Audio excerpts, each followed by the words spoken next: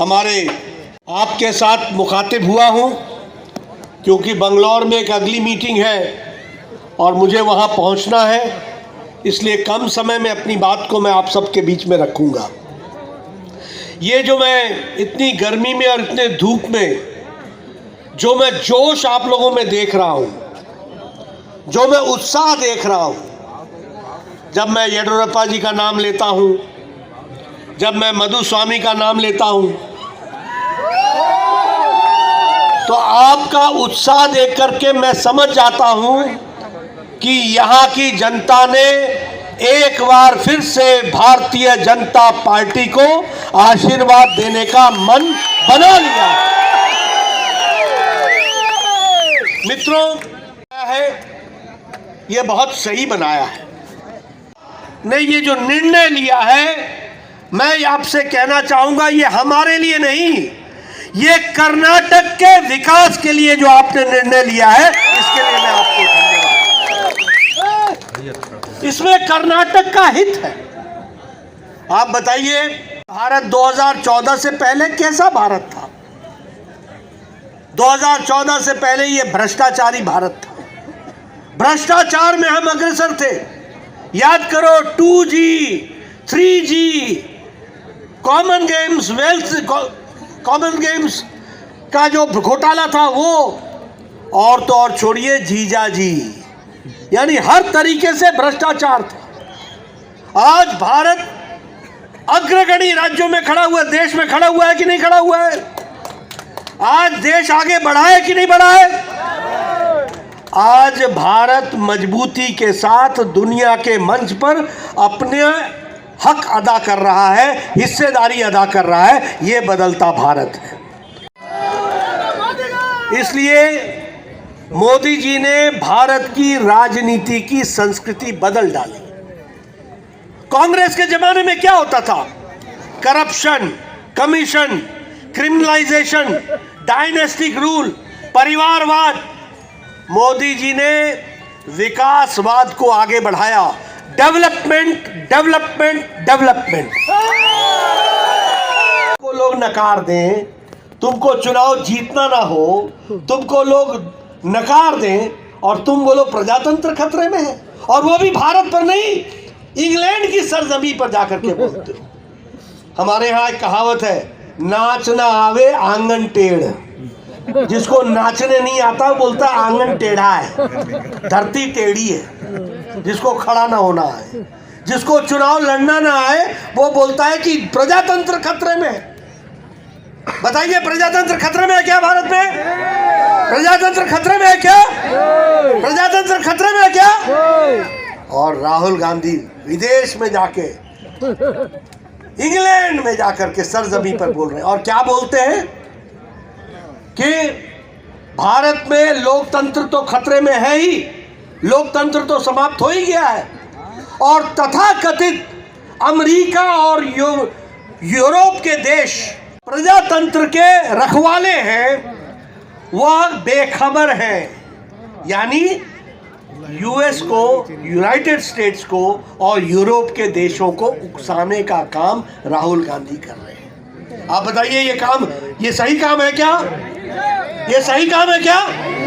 ये उकसाने का काम, और हमारी संप्रभुता पर वो इस तरीके से आरोप लगाएंगे, हमारी संप्रभुता को खतरे में डालेंगे। ऐसे नेताओं को आगे बढ़ने देना है क्या? ऐसी पार्टी को आगे बढ़ने देना है क्या? ऐसी पार्टी जिसको भारत के लोगों पर विश्वास नहीं है। ये 135 करोड़ भारत की जनता का राहुल गांधी ने अपमान किया है। इनको माफी मांगनी पड़ेगी, इस बात को हमको ध्यान में रखना है। मैं सही बोल रहा हूं कि नहीं बोल रहा हूं? उनको माफी मांगनी चाहिए कि नहीं मांगनी चाहिए? मांगनी चाहिए कि नहीं मांगनी चाहिए? ये ऐसे नेता हैं जो भारत में हार जाते हैं और विदेश में जाकर के दूसरे देशों को उकसाते हैं कि तुम आओ और भारत में दखल दो। किसी को भारत में दखल देने देंगे क्या हम? किसी को भारत में दखल देने देंगे क्या? ऐसी राजनीतिक पार्टियां और नेता हो गए मानसिक रूप से दिवालियापन हो गए, मेंटली बैंकरप्ट, और कि शब्दों का भी ख्याल नहीं रखते। वाक्यों का भी ख्याल नहीं रखते। घटिया असंयमित भाषा, जिसको बोलते हैं कि अनियंत्रित भाषा। क्या बोलते हैं?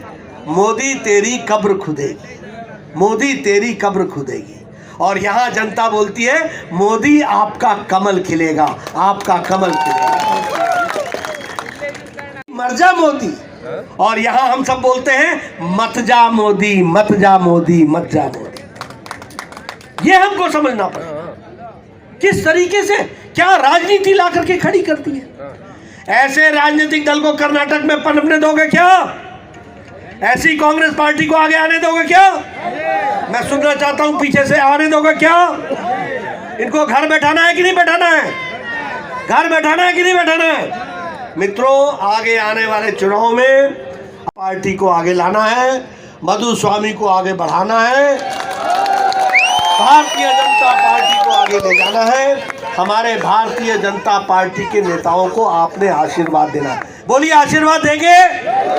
आशीर्वाद देंगे, आगे बढ़ाएंगे, कर्नाटक का विकास में योगदान करेंगे, भारत को आगे बढ़ाने में मोदी जी के नेतृत्व में उनका हाथ मजबूत करेंगे, उनको आप मजबूती प्रदान करेंगे, कमल के निशान को आशीर्वाद देंगे, देंगे। बहुत बहुत धन्यवाद। जय भारत का साथ, सबका विकास, सबका विश्वास, सबका प्रयास, यानी सबको आगे बढ़ाने का काम, कोई भेदभाव नहीं, सबको आगे बढ़ाने का काम ये हमारे मोदी जी ने किया। इन्हें परिवारवाद को बढ़ाया। आज भी राहुल गांधी के पीछे लगे हुए हैं, बने न बने लेकिन रीपैकेजिंग पे रीपैकेजिंग, पैकेजिंग और रीपैकेजिंग, परिवार को ही बढ़ाने के लिए लगे। यहाँ येडियुरप्पा जी को देखो, आम परिवार से आए हुए हमारे मुख्यमंत्री बने, हमारे मधु स्वामी जी को देखो, आम परिवार से आकर के आप नेता बने। हमारे आर अशोक जी को देखो, साधारण घर से आए हुए वो हमारे नेता बने। भारत के एक साधारण घर से निकला हुआ भारत के यशस्वी प्रधानमंत्री नरेंद्र मोदी बनते हैं। इस बात को समझना चाहिए। भारत कमजोर नहीं है, ये परिवारवाद वालों ने भारत को छोटा बना दिया है, भारत को कमजोर बनाया था। आज भारत का सामर्थ्य उठ करके सामने आ रहा है। और इसलिए अशोक, मैं आपको बोलना चाहता हूं कि आप ध्यान में रखिए कि हमारा हित कोई व्यक्ति में नहीं है, हमारा हित कमल के निशान पर है। और कमल के निशान का मतलब है आप बताइए, आपका इंटरनेशनल एयरपोर्ट केम्पेगौड़ा में टर्मिनल 2 5,000 करोड़ रुपए से बेंगलुरु में बन गया कि नहीं बन गया? किसी ने नाथ प्रभु केम्पेगौड़ा को नहीं पूछा था, मोदी जी ने 108 फीट की उनकी मूर्ति लगाई कि नहीं लगाई?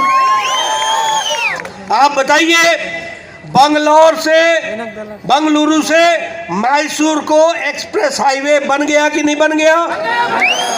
अंतरराष्ट्रीय स्तर का बना है कि नहीं बना है?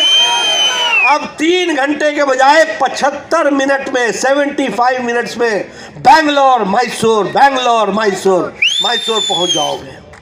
कभी सोचा था कि इंडिया में ऐसा होगा? आप बताइए, शिमोगा में एयरपोर्ट बन गया कि नहीं बन गया? आप बताइए कि बेलगावी में रेलवे का रीडेवलपमेंट हो रहा है कि नहीं हो रहा है? बेलगावी में डिपो आ गया कि नहीं आ गया? आप बताइए, टुमकुर में HAL की फैक्ट्री आई कि नहीं आई? अब भारत का लड़ाकू हेलीकॉप्टर बनेगा तो टुमकुर में बनेगा, इस बात को आपको समझना होगा। आप बताइए, टुमकुर में इंडस्ट्रियल कॉरिडोर बन रहा है कि नहीं बन रहा है? इंडस्ट्रियल क्लस्टर बन रहा है कि नहीं बन रहा है? आने वाले 5 साल में टुमकुर की तस्वीर बदल जाएगी और विकास की एक नई कहानी लिखी जाएगी। इसलिए विकास के नए नए आयाम रखे। आप बताइए, मैसूर से चेन्नई को आगे नहीं चल पड़ा, चला कि नहीं चला? विकास हो रहा है कि नहीं हो रहा है? आप बताइए, हाईवे बन रहा है कि नहीं बन रहा है? 6 लेन हाईवे बन रहा है कि नहीं बन रहा है? 4 लेन हाईवे बन रहा है कि नहीं बन रहा है? आप बताइए कि एक्सप्रेसवे बन रहा है कि नहीं बन रहा है?